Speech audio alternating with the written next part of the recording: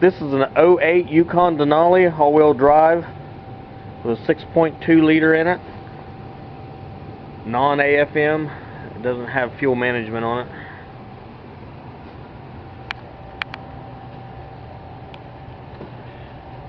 It has a lifter tick noise. And I'm going to pull the intake and the valley pan off to have a look at the camshaft, see if it's tore up. The roller's stuck on the bottom of the lifter. One of them makes a ticking, scraping noise.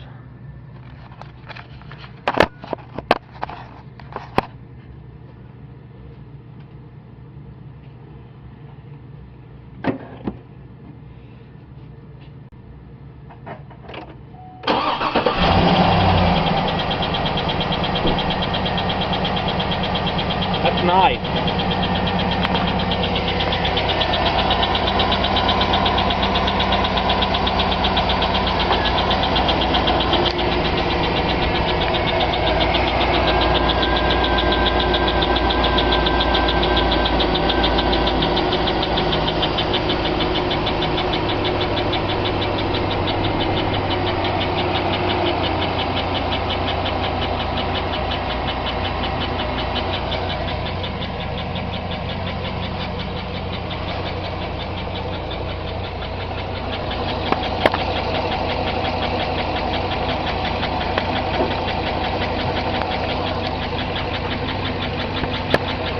Exhaust leak over there too.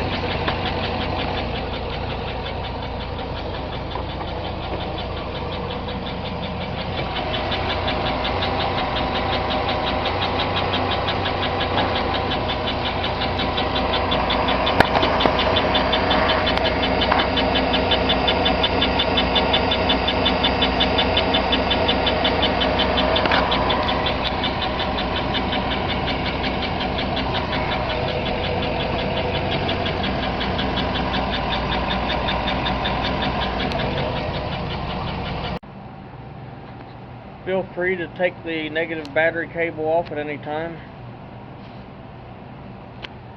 The first thing I want to do is get this engine cover off. They're kind of aggravating. It gets jammed back there on the ductwork.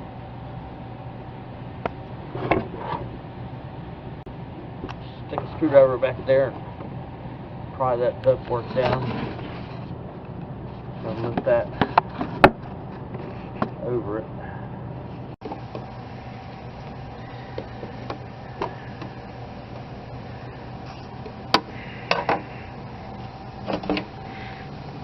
Now you're a dandy.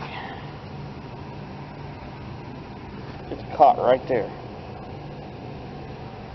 On that corner under the cowl.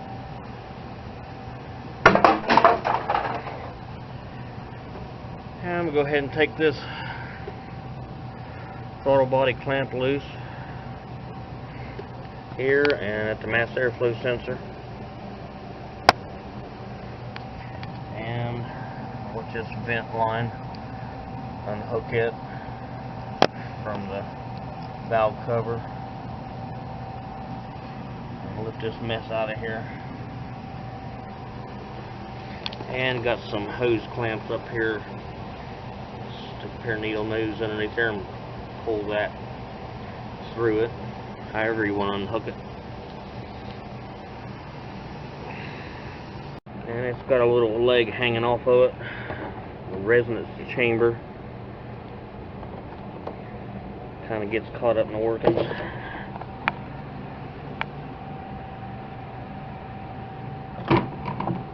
That's nice.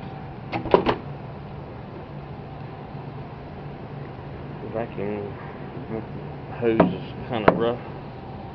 Check it for any cracks or problems or any debris laying in there.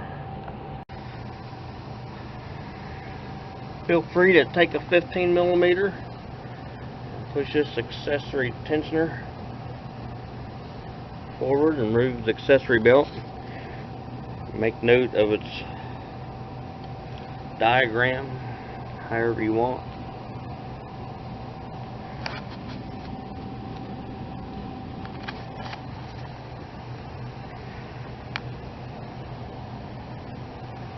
and remove the alternator. Just kind of help get access back there. It's not a big deal. It's just got two 15mm bolts holding it. And unplug it.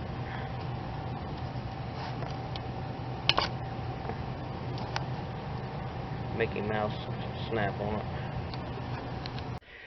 The two alternator bolts are identical, so there's no really mixing them up. And you need to spray some lubricant on these slide bushings.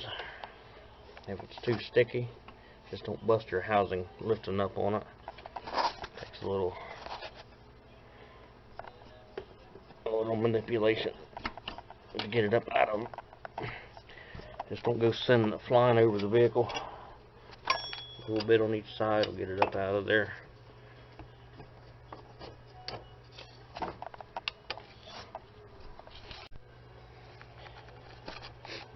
I kind of rocked this back and forth a little bit to help it out, and I went ahead and lubed all four corners that's been held by it. And I'm going to go ahead and remove any cable clamps on the battery cable to it. Cable ties and hold downs. There's one on the valve pan cover and one hooking it to the throttle body. And all these positive assurance connectors needs removed from all the electrical connections. Lay the alternator up out of the way with the battery cable on it. Feed it underneath the heater hoses and put it up. Push this little center down and slide that gray connector back.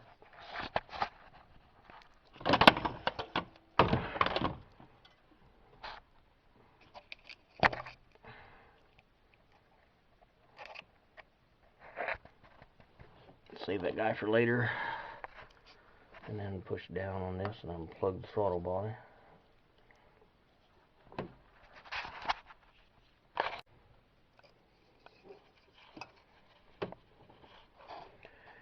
And feel free to disconnect the evap line. It's got a little hook underneath. Pull it off.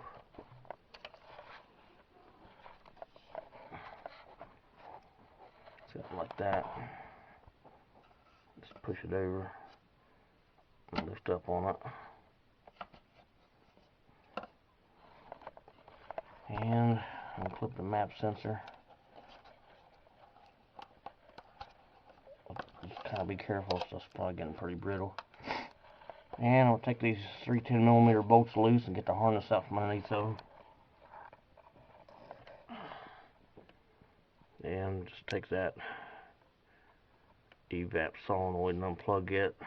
Lift it up out of there and unhook it from the gas tank vent line. Pushing down on that white connector. Release deal and pulling back on it. Unplug it.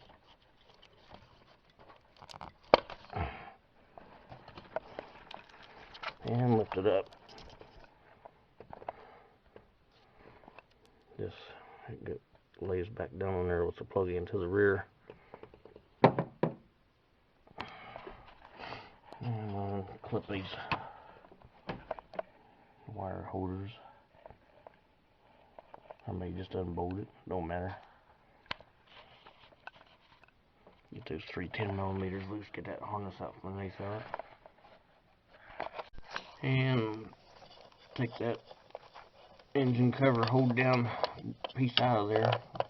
It's so close to the cowl that getting the intake out of there with it installed will be a problem. Tearing up the insulation. And I'm going to take this vent line off.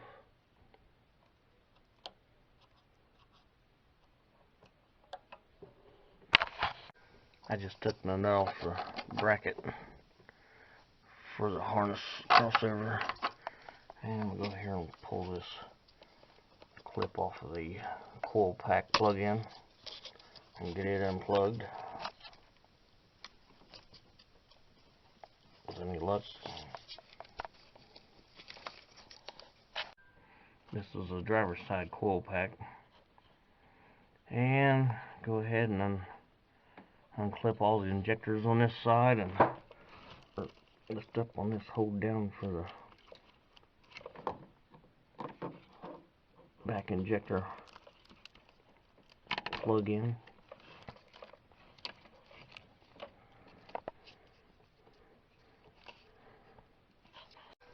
The injectors have little neon green locks. You have to get underneath to that edge with your finger and pull up on it, dislodge it, raise, make it stick up, where the other ones aren't sticking up yet.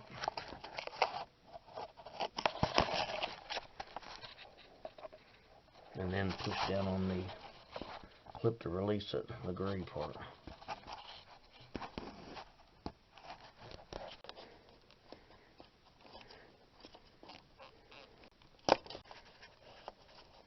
That's nice.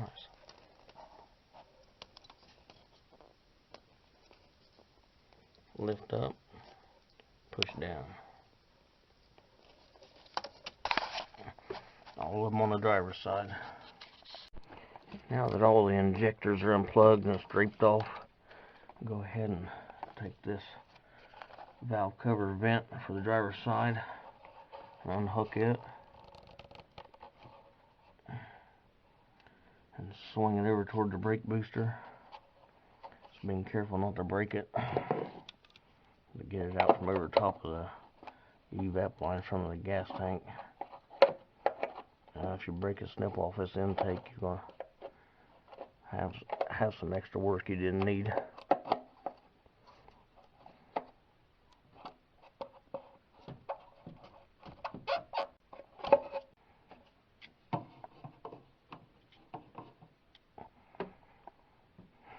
Go ahead and take this safety lock off this fuel line.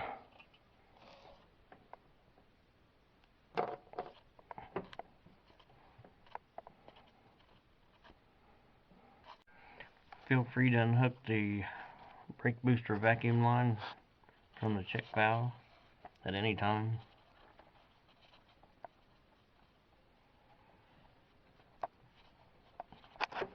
And I'm starting to get a hole. Come over here and unhook all the injectors on the passenger side.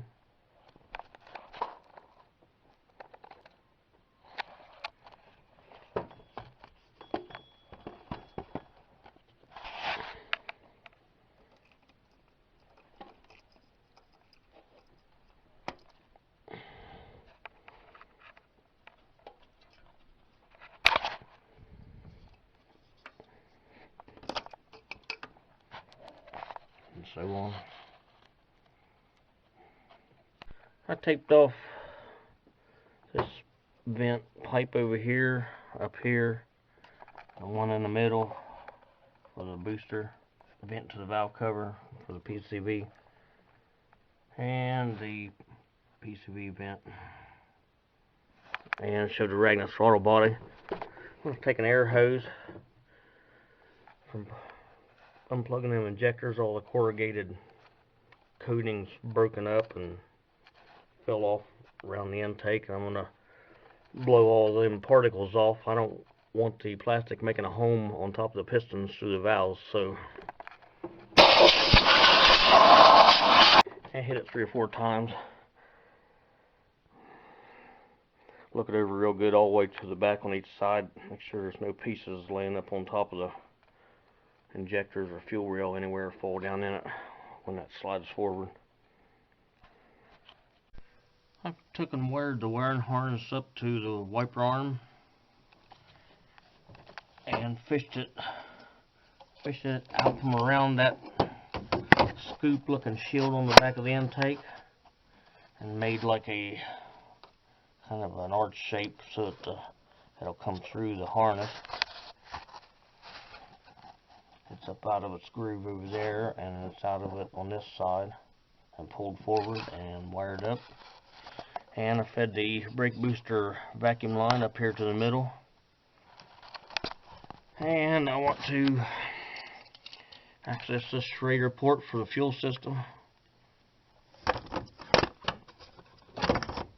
And stick a shock towel around it. And push that needle valve down to bleed off any residual fuel system pressure.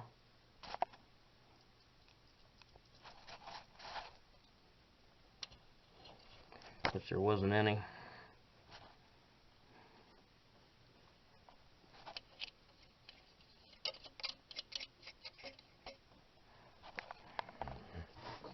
Just a little bit of liquid.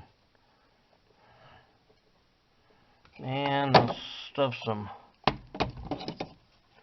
shock towels around the fuel line fitting over here underneath of it. And stick a fuel line fitting tool in there and disconnect it. And I'm going to go back and take the gas cap loose. These are the fuel line disconnect tools. They're plastic. 3/8 one will do it. Just fish that into that bell and push the bell forward and push this into it. And then pull the bell of the line back with pushing against this same time.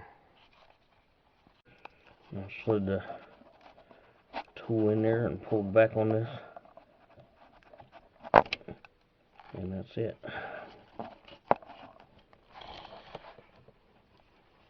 And you'll get some residual fuel leaking out of the rail and the line.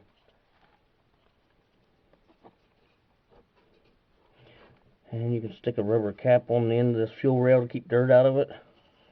And keep an excess bunch of fuel from draining out of it as you're tinkering with the intake, pulling it out. Washing the fuel wash junk down in the intake port possibly, so I'm going to plug it off with a rubber cap. I've attached an 8mm to a 1/4 inch drive ratchet. There's 10 of these intake plenum bolts. There's 2, one on each side and the back.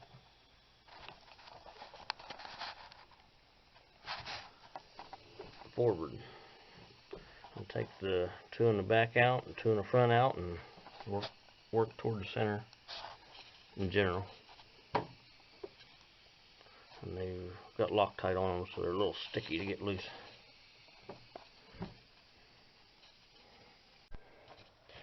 Making sure that the harnesses are over top of that shield in the back. I've got all the bolts either out or loose enough where they're not biting onto the heads anymore. And the fuel line's unhooked, so I should be able to pop it up and slip it out of there with any luck. Might hit it with the air hose again. Just make sure that there's no surprises in there. And make sure all the harnesses are clear. I kind of bent these coil wires flat. At least 3 of the 4 forward.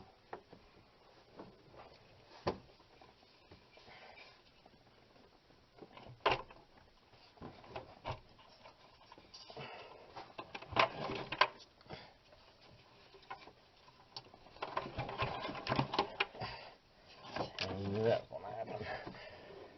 Alright, you're a big boy.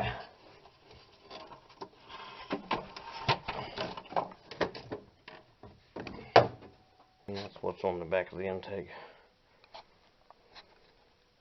This big shield.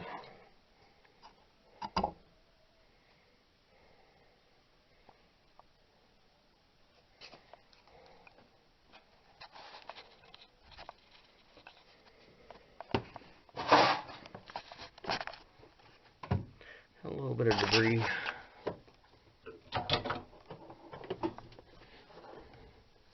I'm going to look down each one of those ports, make sure no chunks is down in there, and stuff some paper towels in them. Keep any other stuff from falling in it.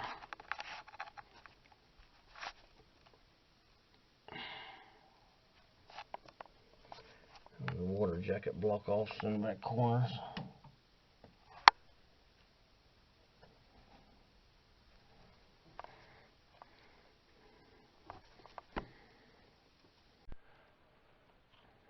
I'm going to take a shop vac and shop vac all that loose sand up from around the edge of this valley cover and unplug the wheel sensor in the back. I took a 13mm and broke all these valley cover bolts loose. I'm going to say 50% of them was already loose, so that's probably not a plus. I'll be Loctiting them when I go back on there. They're going to do that.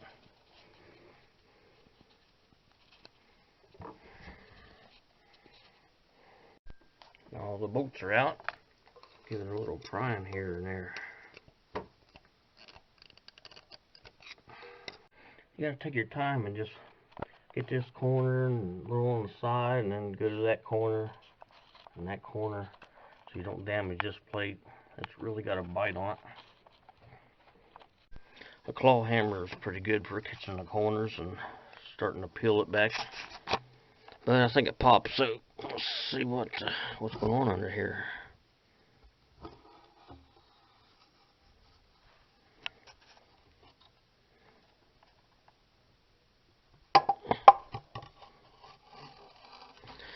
Here's some O-ring that's got to be replaced.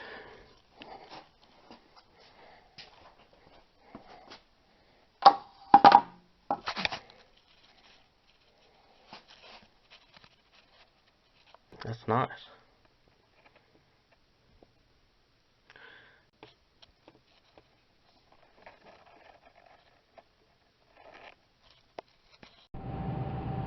I was hoping to catch a glimpse of a damaged cam lobe from this valley area.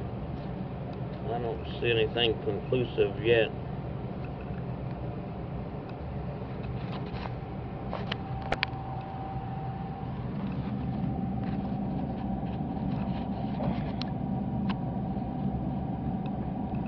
Other than some wear on it.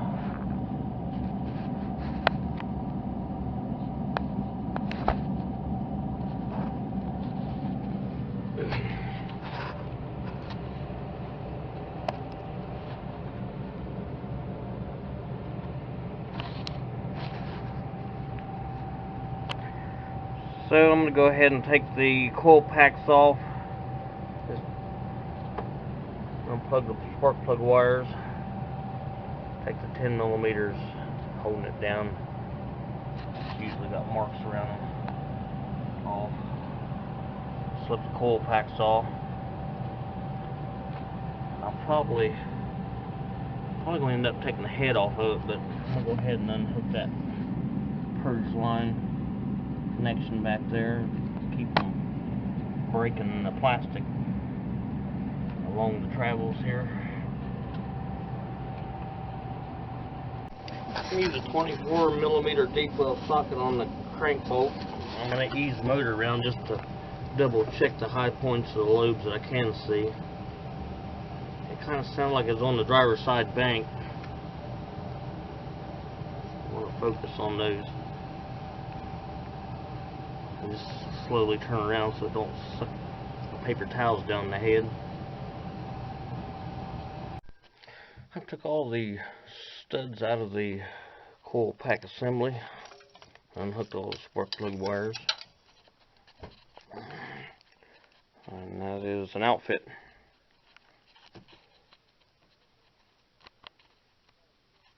Went ahead and took this wire bracket off the side of the alternator support bracket. Went under that 10mm bolt. To get that falling off corrugated stuff away from the engine so it's not falling down into it. And I draped the harness over the master cylinder reservoir, undid the wire up there. Make a bridge over the engine. And go ahead and undo the 4 8mm bolts holding the cover down and bring this vent out with it. Vent line.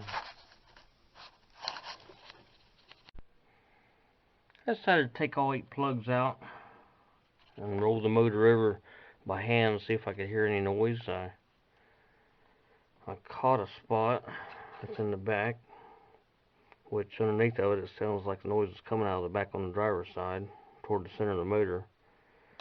and I put a breaker bar on the crank to rotate it back and forth in that spot. And it looks like the back rocker arm's the one that's moving, making something's going on back there, and I'm gonna loosen it up and see if it stops that. And that's the lifter for it there. The lube looks alright.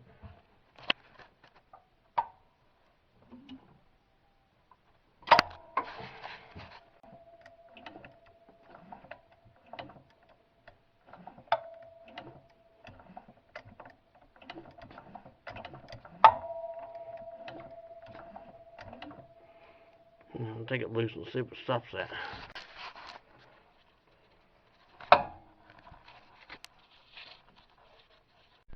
I noticed that there was some clicking noise coming out of the back of the motor, and when I was rotating it by hand, and I loosened a few of the rock arms up and got rid of it. So maybe just the lifters are collapsed and the cam's not damaged. See about 4 lobes on each end. So I'm going to go ahead and take this driver's side cylinder head off. Let's inspect the camshaft lobes on this side. And see if there's any damage. Now, one thing I want to get done is drain the antifreeze. The procedure is to take the little radiator hose loose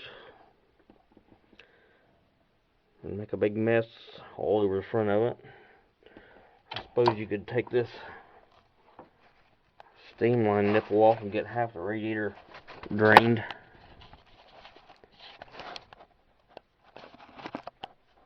If you don't want to make a big mess, or if you wanted to save it if it's new antifreeze in it or something. I'm going to go ahead and unbolt this alternator support bracket / power steering pump bracket off of the head and block. There's 4 bolts in it. 3 is fairly obvious, and 1 down on the bottom.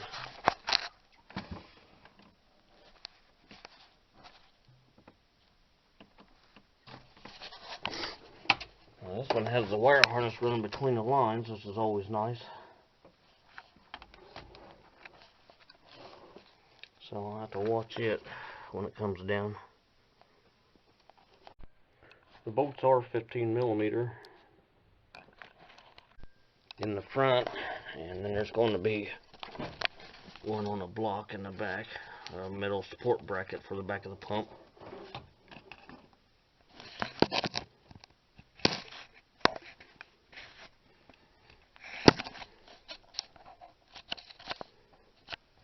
And I'm going to go ahead and lay some rags in that valley area to keep any of that corrugated plastic from falling off the wire harness down in there. Hopefully I won't have to go that far to remove the cam or anything, just the lifters. I was pushing down on these rock arms. It's been sitting a couple of days, and I noticed the lifters are spongy, so they must be bleeding off. Just a couple of them. That second one back is about the worst.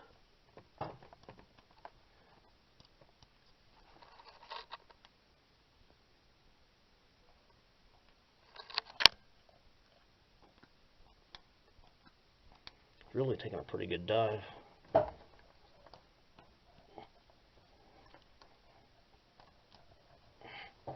It's different than the rest of them. They're all just a little tiny bit, but the second one is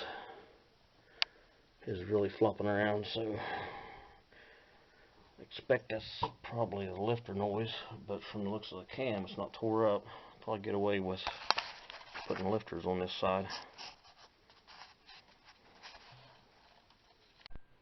Anyway, the power steering pump alternator bracket finds a nice home in front of the water pump between the cooling fans.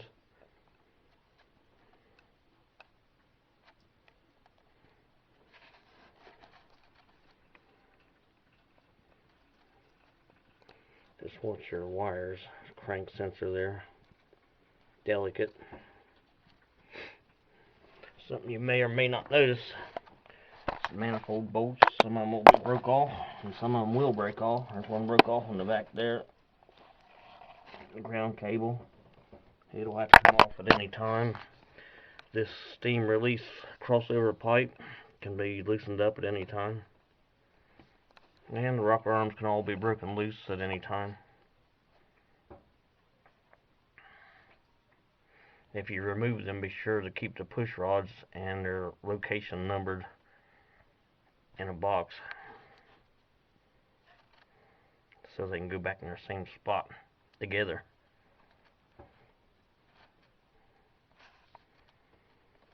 I think the next order of business for me is to go underneath and work on the downpipe bolts holding the manifold to it. It's going to be nice. Mouse over the video and hit the circle I to continue to part 2 of the video.